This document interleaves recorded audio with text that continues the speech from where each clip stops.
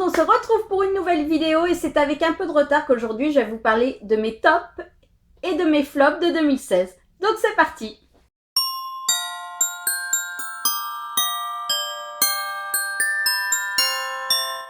Alors avant ça, je vais vous parler un petit peu vite fait de mon année 2016 de lecture. Ça a été les montagnes russes puisque j'ai commencé super bien l'année. Après, j'ai eu une panne, un vide livresque. Avant de me reprendre et de repartir rattraper tout mon retard pour mon challenge Goodreads. Et fin d'année, recraquage. Voilà, il y a 4 trimestres, et ben voilà, mais j'ai l'impression que le premier était au top, le deuxième moins, le troisième rattrape, le quatrième, voilà. Donc dans l'ensemble, quand même, de bonnes lectures. J'ai quand même beaucoup de points positifs pour 2016, puisque c'est une année où j'ai quand même lu énormément de VO par à coup. Voilà, cet été, je sais que j'en ai lu énormément, alors que quelques mois avant, vachement moins. Donc voilà, dans l'ensemble, je suis contente de moi. Qu'est-ce que je retiendrai de 2016? Quelques très bonnes lectures, d'autres qui ont été décevantes, alors que pour la plupart, vous allez le voir, il y en a 3.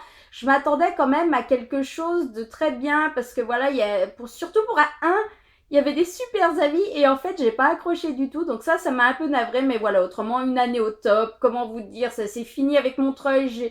J'ai carrément pas eu le temps de faire une vidéo et ça me navre un peu parce que cette année, Montreuil était topissime. Encore une fois, des rencontres, de l'amour de la littérature, des retrouvailles, des délires. Voilà, ça a été juste topissime. Et puis alors surtout, le point culminant de mon année et de Montreuil, ça a été quand même la rencontre avec Amy Harmon. Alors là, c'était inconcevable et encore aujourd'hui, j'ai du mal à me rendre compte que ça a été vrai. Voilà, enfin, ça a été super génial et rien que pour ça, j'en rêve encore. Et franchement, la collection R a trop géré là-dessus. C'est vrai qu'ils ont super géré de la faire venir déjà pour le salon. Et puis alors, la petite rencontre avant, elle était juste topissime. Donc voilà. Super souvenir. Mais tout ça pour dire que maintenant, on passe à mon top et mon flop de 2016. Donc il y aura un top 5 pour tout ce qui était vachement bien. Un flop 3 pour tout ce qui était pas bien. Et puis tant qu'à faire, je me suis dit qu'on allait commencer par ce que j'ai le moins apprécié. Le top 3, donc des lectures qui m'ont déçu. C'est pas qu'elles sont mauvaises, c'est que j'ai pas accroché, ça l'a pas fait. Enfin, des déceptions 2016 pour moi. Et qu'après, on partirait que sur du bon. Donc en numéro 3 dans mon flop, je pouvais pas le placer autrement puisque c'est le seul livre de l'année que je n'ai pas pu finir. J'ai fini en diagonale, mais c'était même plus des diagonales tellement je l'ai lu de travers. C'est malheureusement La Racine carrée de l'été, donc d'une auteure au nom imprononçable, qui était une sortie pocket jeunesse de cette année.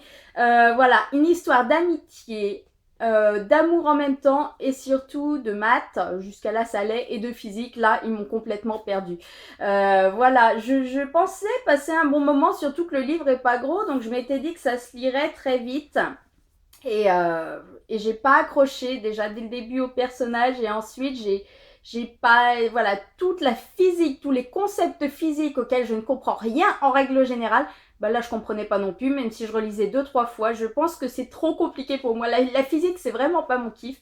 Et au final, c'est une place tellement importante dans cette histoire que j'ai pas du tout réussi à passer outre. Et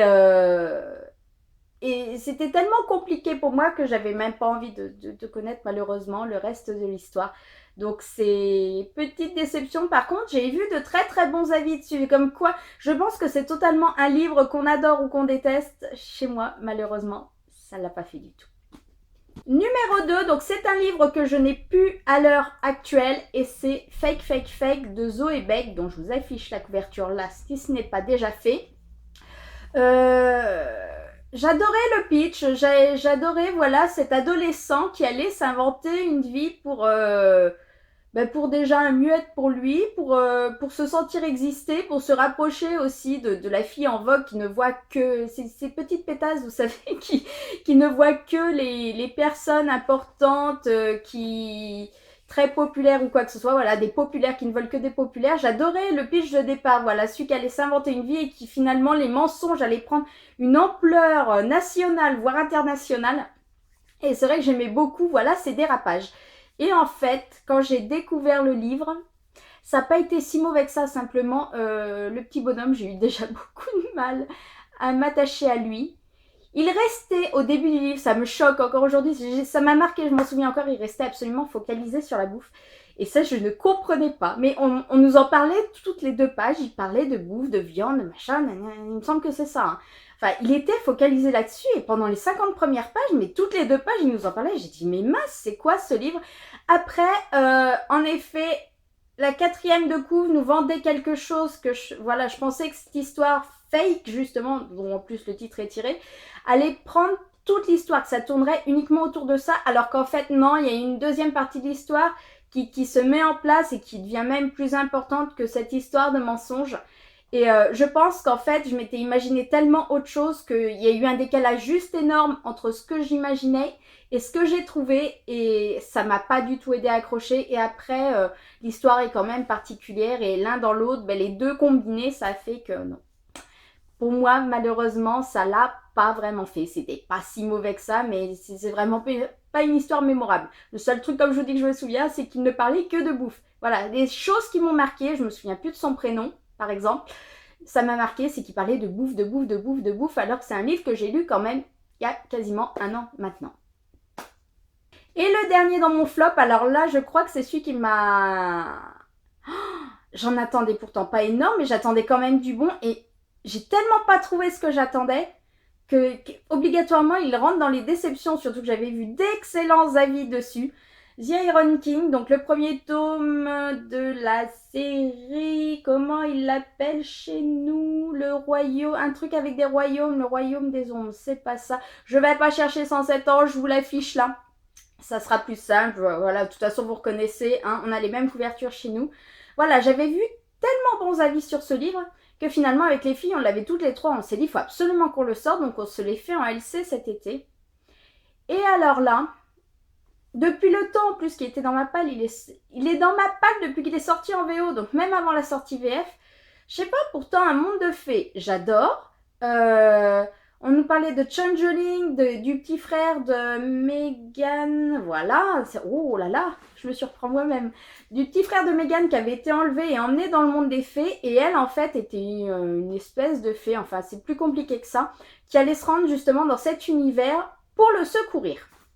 Donc, sur le principe, ça me paraissait pas mal. Et j'ai commencé, et c'est quand même long à se mettre en place. Et au bout d'un moment, je me suis dit, mais mince, est-ce que ça va avancer un peu? Voilà, je me suis dit, mais c'est pas possible. Je me souviens qu'avec les filles, on s'est dit, j'ai dû leur dire 50, 60 pages avant la fin. Mais en fait, est-ce que, secourir son frère, c'est pas un truc qui va s'étaler finalement sur 3-4 tomes? Moi, je croyais que c'était le tome 1, que le tome 2, on passait à autre chose. Et ça avançait tellement pas. On tournait tellement en rond, ou on avançait tellement peu, que je me suis dit, mais en fait, cette intrigue-là, juste pour le retrouver, elle va passer 3 ou 4 tomes. Bon, après, c'est un petit peu différent, mais le problème, c'est qu'elle a pris tellement de temps, l'auteur, elle, Julie Kagawa, bah oui, pour planter ses bases, pour après tourner en rond, parce que concrètement, on n'avance pas des masses, qu'après, j'ai trouvé que par contre, dernière page, là, elle balançait tout, c'était même trop d'informations à assimiler en si peu de temps, en si peu de pages, alors qu'avant, elle a pris un temps pas possible.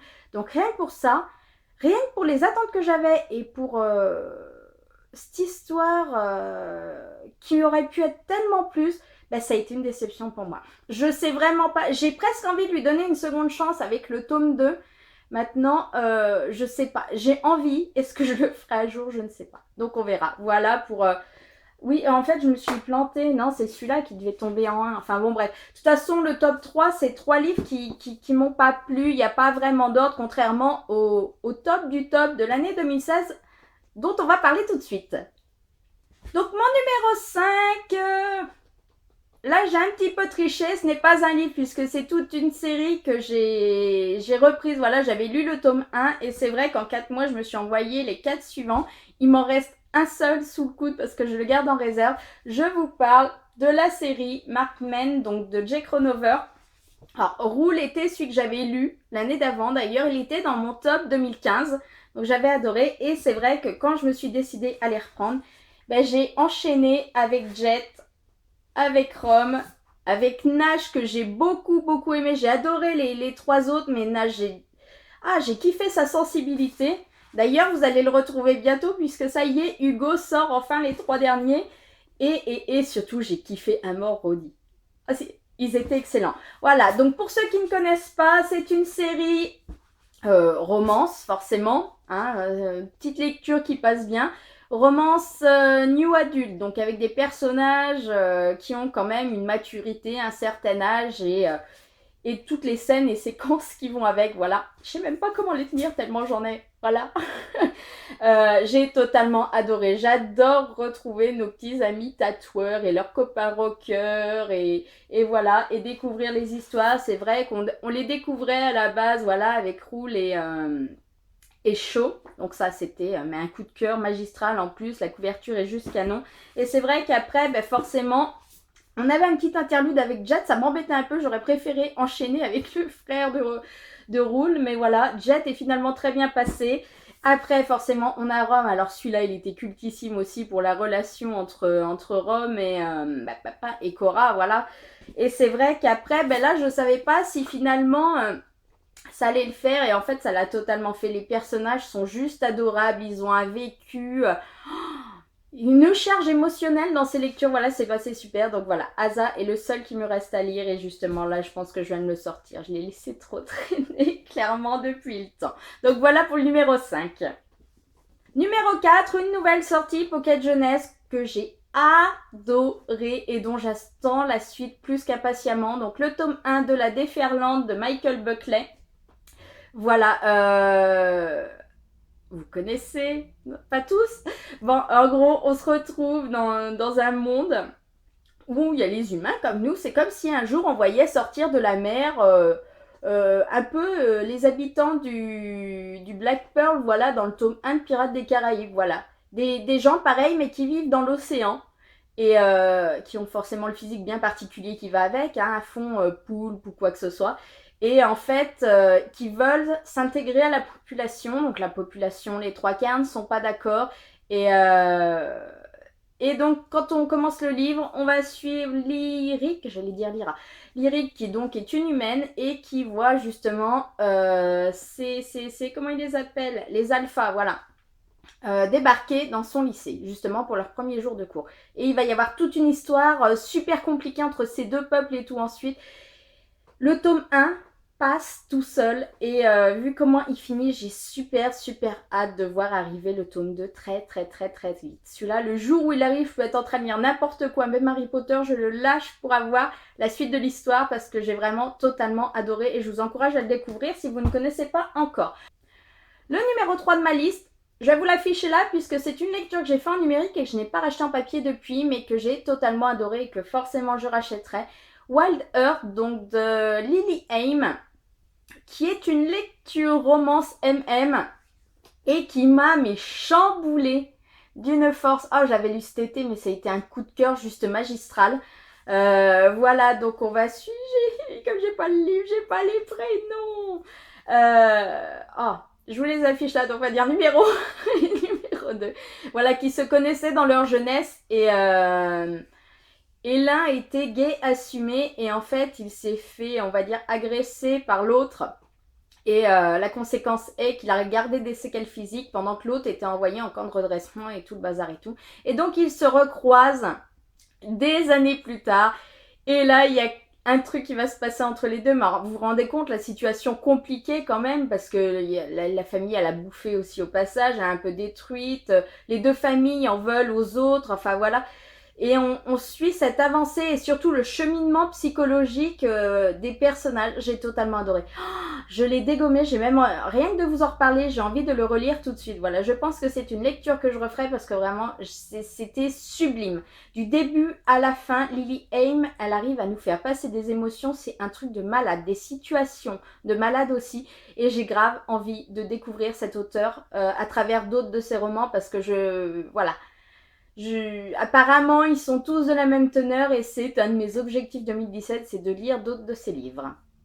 Numéro 2 ne pouvait pas faire un top sans que Colleen Hoover y soit et forcément sa sortie de cette année, donc It Ends With Us, qui est sorti au mois d'août avec sa belle couverture, voilà, qui comme à chaque fois a une signification quand on lit le livre. J'allais lire un Lily Hoover, un Colleen Hoover, un petit peu particulier. C'est vrai que tous ces livres ont toujours des sujets importants à un moment ou à un autre. Des situations un petit peu dramatiques, mais celui-ci est quand même d'une autre trempe. Et c'est vrai que je pense que c'est un Colleen Hoover, comme je l'avais déjà dit dans mes avis, on est plusieurs à le penser, qu'on aime beaucoup, beaucoup, beaucoup, ou au contraire, où ça coince un peu. Un peu comme, c'est lequel, November Night, qui était particulier aussi. Moi, j'ai adoré, du début à la fin. De toute façon, à l'heure actuelle, je ne peux pas vous citer un Colleen Hoover que je n'ai pas aimé et énormément aimé, mais celui-ci est vraiment magnifique, magistral. C'est une histoire qui vous prend au trip.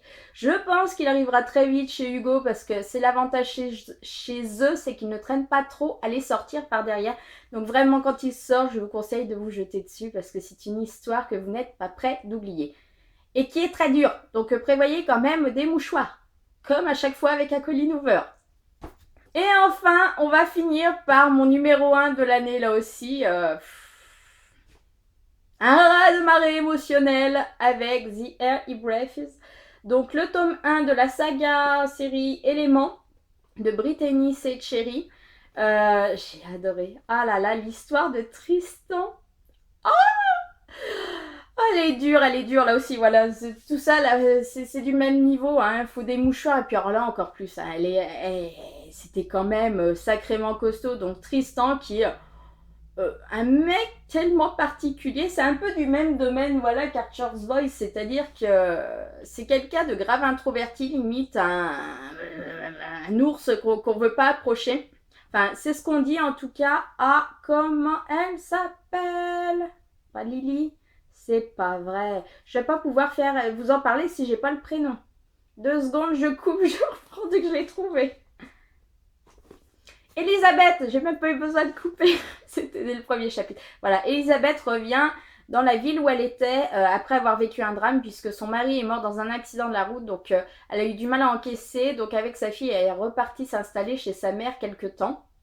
Quelques mois, voire quelques années, je sais plus trop. Et donc quand elle revient habiter dans sa maison, elle a un nouveau voisin et donc c'est Tristan. Et elle est d'un naturel convivial ou quoi que ce soit. Elle va essayer d'être sympathique tout simplement avec lui et elle va voir que voilà, il se bute complètement et il veut pas lui adresser la parole, il veut pas lui, enfin, c'est même pas lui rendre service. Clairement, fait comme si j'étais pas là. Elle va pas trop comprendre et c'est là que tout le monde va lui dire mais il faut pas s'approcher de lui, ce mec est bizarre, je sais pas, c'est un psychopathe, voilà. Et elle va aller au-delà de ça et elle va vouloir le découvrir et elle va apprendre à le découvrir et elle a un passif émotionnel méga chargé. Et lui, il y a aussi beaucoup de choses que les gens ne savent pas sur lui et la rencontre des deux c'est juste magistral, voilà. On va vivre une histoire mais qui vous prend au trip du début à la fin. J'ai le 2. Je vous avoue qu'à l'heure actuelle, j'ai peut-être un peu peur de le sortir aussi. Je me dis, mais si ça me perturbe autant que celui-ci, je pense qu'il sort ce mois-ci parce qu'il me semble aussi qu'il arrive dans pas longtemps en VF. Donc tant qu'à faire, quitte à l'avoir et envie de le lire, j'essaierai de vous donner mon avis justement avant sa sortie. Mais voilà, l'énorme coup de cœur 2016 et pour ce livre à la couverture juste magnifique, simple mais super efficace. Voilà, voilà, on a fini pour mon top. Donc vous l'avez vu, de bonnes lectures, il y en a eu d'autres, hein. J'avais fait une petite liste, voilà, il y avait la série aussi. J'ai perdu le nom. Avec les mecs du groupe. Je retrouverai pas, je vais vous le mettre dessous, vraiment au pire. Il y avait Winter, le dernier tome des Chroniques lunaires. Je suis désolée, j'ai un problème avec mes cheveux qui se coincent dans les boucles d'oreilles.